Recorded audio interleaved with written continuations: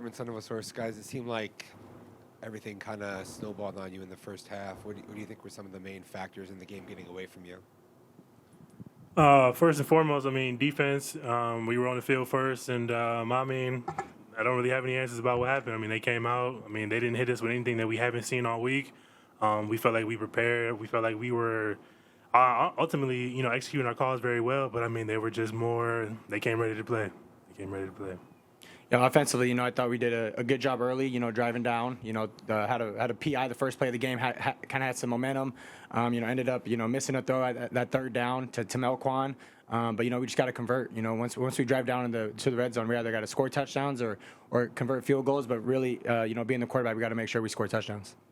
Yeah, like you said, I think we just got to finish drives. Obviously, getting down in the red zone, getting down, past the 50, we want to put points on the board regardless. So, just finishing drives, keep playing hard. Hey, that's a really good football team. Obviously, they're in the top, whatever they are, 10 for a reason. So, I think we just got to be a better job finishing drives, and, we'll be fine.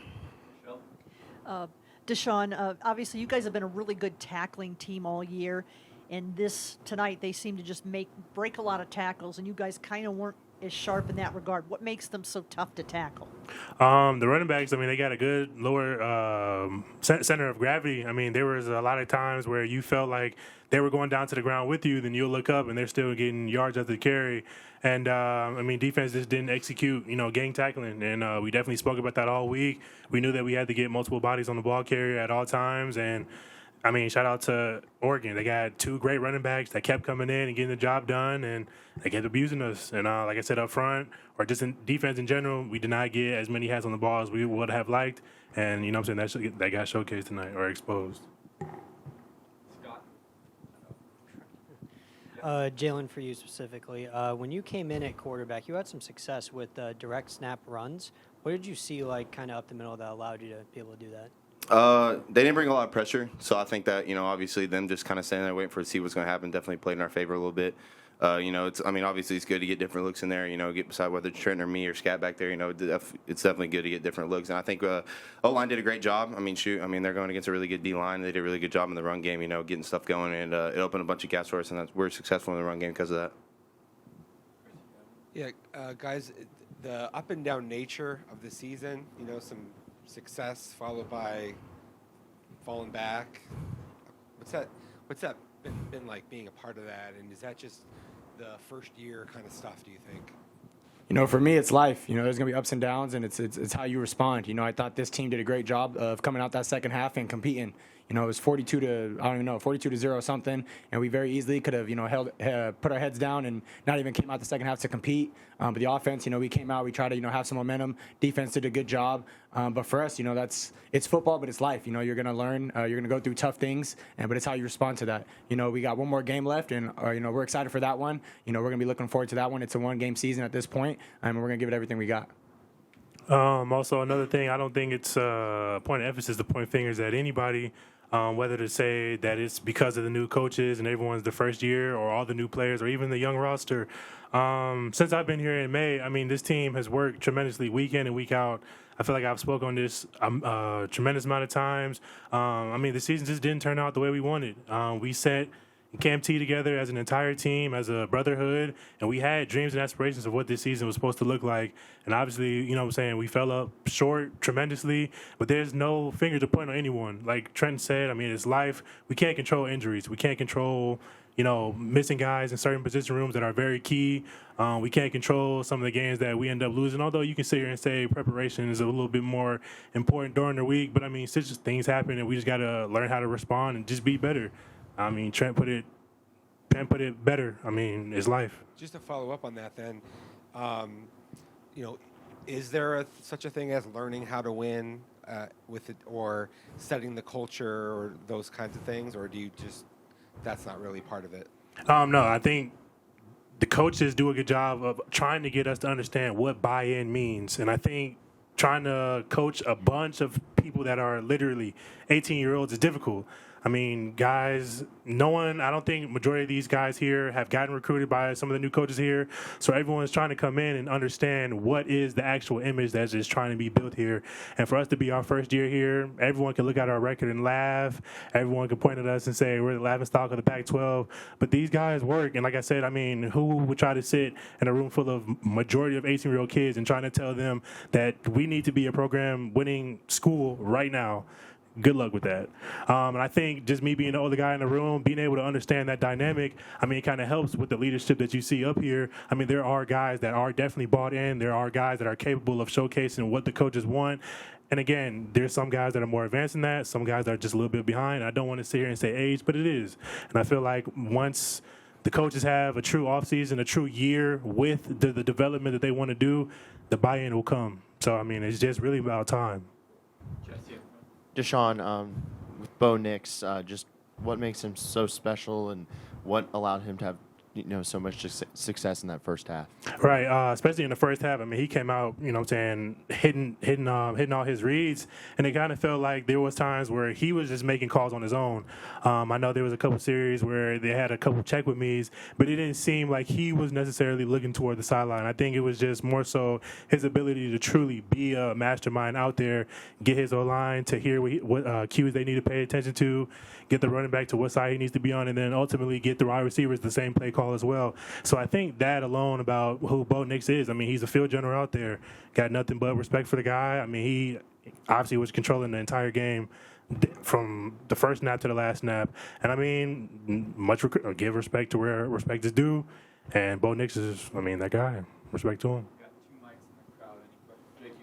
Jake Simmer, Thunder Source. Trenton and Jan, you guys obviously were both here last year, and ASU is kind of on pace for the worst back-to-back seasons within the last few years. Just for you guys, how do you guys feel like you guys can tell those younger guys that the progress is being made, even though maybe that record isn't necessarily showing up in these last 2 years? Yeah, it's not easy. For me personally, to when I came here my freshman year, to say I'd be sitting in this seat, playing against the number 6 team in Oregon and starting, and it's been a journey. But that's kind of like how I said, that's how life is. And so for us, being the older guys, obviously Jalin transferred here, but we're all a family. We're bought into Coach Gillingham's, program. We're bought into working hard and trying to be a good example for the future. But we're gonna get everything we got. And obviously, it's not what we want. We all want to be winners. I still consider us winners. Whether the record's 0-10 or 10-0, we're gonna keep doing what we can, and we're super excited for next week.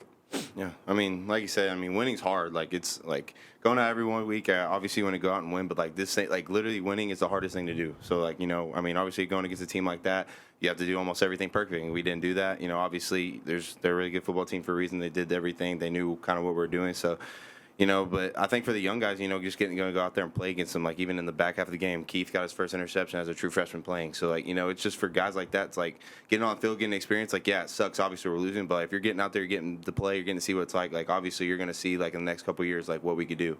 I mean, I don't even know if there's a program that's ever had a new head coach in their first season and had, like, a crazy good year where they're, winning the pack and stuff like that. No, not to say it's an excuse, but it's just kind of people have to figure out what's going on. We got to get in the vibe. I mean, it's our first year, kind of doing everything new with the whole new offense stuff. So we're just trying to figure it out, and we're all playing hard. And we, like you said, we could have quit in those last the second half, really. We could have quit. We could have just sat down and ran the ball every play and just did whatever we want. But instead, we fought, and I think we won the second half, actually. I think, and that was our goal. So, obviously, it sucks, and you want to be in the situation, but we got one more, and it's a team we all hate. So, that's kind of what we're going toward now. Zach Tipton, Burn City Sports. Trenton, when you're the QB on the other sideline watching Bo Nix do what he's doing and perform like that, what's going through your mind? And do you take anything from what he did to maybe help your game in the future? Yeah, I think Bo Nix does a great job. He's played a lot of college football. He's played, I think this is his 5th year, I believe. So you can see he's comfortable out there. He's been in that system. He's able to make reads, make checks. They have a great offensive line. They've played a lot together. I think this is their 2nd year together. So I think Bo Nix just does a great job of feeling comfortable. He's pretty much another coach out there. But we knew that coming into this game. And, we didn't rattle him the way we wanted to. But like we said, we got to tip our hat to Oregon. They're a great team all around, defense, offense, special teams. And for us, it's just, see what we can do watching film and get better. This can go for Jalin or Trenton. Blake Neiman, Cronkite Sports, with next week being the Territorial Cup and Arizona being a ranked team, faced several ranked teams you guys have faced this season. How much extra emphasis does that add to, this being the final game of the season and, being able to try and play spoiler to that?